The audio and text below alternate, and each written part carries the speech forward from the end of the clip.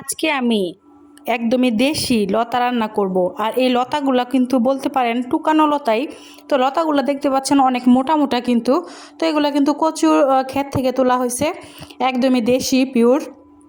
তো আমাদের পাশের এলাকায় এই লতাগুলো আসলে করা হয়। তো সেইখান থেকে আসলে নিজেরা গিয়ে তারপরে নিয়ে আসা হয়েছে। আর যেহেতু একদমই কচি ফ্রেশ, মানে নিজেদের দেখাশোনা লতা, সেই জন্য কিন্তু আজকে চিন্তা করলাম এটাকে শুটকি দিয়ে রান্না করব। অনেক দিন ধরে শুটকি খাওয়া হচ্ছে না। তো এদিকে ফার্স্টে আমি ফেফি শুটকি নিয়ে নিয়েছিলাম। ফেফি শুটকিগুলোকে গরম পানি দিয়ে খুব ভালোভাবে ধুয়ে নিয়েছিলাম। তারপরে কিন্তু এখানে পেঁয়াজ আর রসুন হালকা করে ব্রাউন কালার করে ভেজে নিয়েছি, যেন কাঁচা ভাব না থাকে। তারপরে কিন্তু এখানে শুটকিগুলো দিয়ে দিলাম। এখন শুটকিগুলো খুব ভালোভাবে ভেজে নেব, যাতে করে কাঁচা যে একটা স্মেল থাকে সেটা যেন না আসে, সেই জন্য। তো খুব ভালোভাবে শুটকিটাকে ভাজার পরে তারপরে কিন্তু এখানে সকল মশলা দিয়ে দিব, যেমন হলুদের গুঁড়া, মরিচের গুঁড়া, ধনিয়া গুঁড়া, লবণ সব কিছু দিয়ে অল্প একটু পানি দিয়ে মশলাটাকে খুব ভালোভাবে কষিয়ে নেব। তো লতার সাথে আজকে কিন্তু আমি আলুও দিয়ে দিয়েছি। তো লতার সাথে আলু আমার কাছে খুবই ভালো লাগে খেতে, সেই জন্য কিন্তু দেওয়া। আর লতাগুলাকে ফার্স্টেই কিন্তু খুব ভালোভাবে কেটে কুটে ধুয়ে নিয়েছিলাম। তো এখন কিন্তু দেখতে পাচ্ছেন, এখন শুটকিটাকে আমি কষানোর জন্য দিয়ে দিলাম। তো শুটকিটাকে এখন একটু সময় নিয়ে কষাতে হবে। একটু সময় নিয়ে কষালে শুটকিটা কিন্তু খেতে ভালো লাগে, সেই জন্য একটু সময় নিয়েই কষাতে হয়। আর আমি কিন্তু মানে ডেইলি ব্লগ শেয়ার করি। ডেইলি ব্লগে আমি যেটাই রান্নাবান্না করি সেটাই আপনাদের সাথে শেয়ার করার চেষ্টা করি। অবশ্যই আপনারা কমেন্ট করে জানাবেন আপনাদের কাছে কেমন লাগে আমার ভিডিওগুলা। তো দেখতে পাচ্ছেন এদিকে কিন্তু কষানো কমপ্লিট হয়ে গিয়েছে। কালারটা দেখেন কি সুন্দর হয়েছে, মনে হয় গরুর মাংস রান্না করতেছি এরকম কালার আসছে। তো এখন কিন্তু আমি লতাগুলা দিয়ে দিলাম, আর লতাগুলা খুব ভালোভাবে এই মশলার সাথে মিক্স করে নিলাম। তো এখন ঢাকনা দিয়ে ঢেকে দেবো আর লতাটাকে খুব ভালোভাবে কষিয়ে নেব।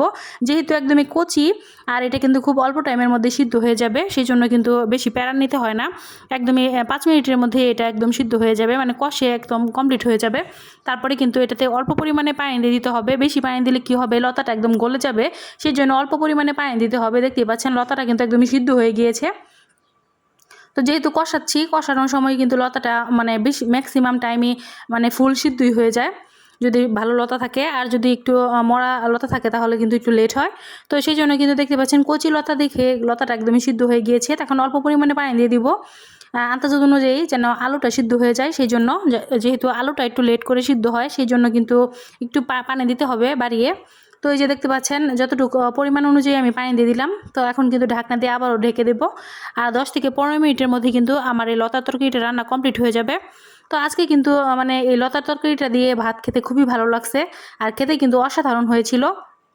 অনেকদিন পরে মনে হচ্ছে যে একটা মানে পেট ভরে ভাত খাইতে পারছি, বিশেষ করে এই শুটকি আইটেম দিয়ে, লতা দিয়ে। তো লতা অনেকদিন ধরে খাওয়া ছিল না। তো এদিকে দেখতে পাচ্ছেন লতা তরকারিটা কিন্তু প্রায় হয়ে গিয়েছে আমার। এই যে দেখতে পাচ্ছেন পানি কিন্তু একদমই শুকিয়ে গিয়েছে। তো এই পর্যায়ে কিন্তু আমি যে এখন চুলার আঁচটা একদমই বন্ধ করে দেব। যেই হালকা আঁচটা থাকবে সেটা দিয়ে কিন্তু এই যা আছে পানি শুষে যাবে। তো আজকের ভিডিওটি এই পর্যন্তই। সবাই ভালো থাকবেন। আল্লাহ হাফেজ।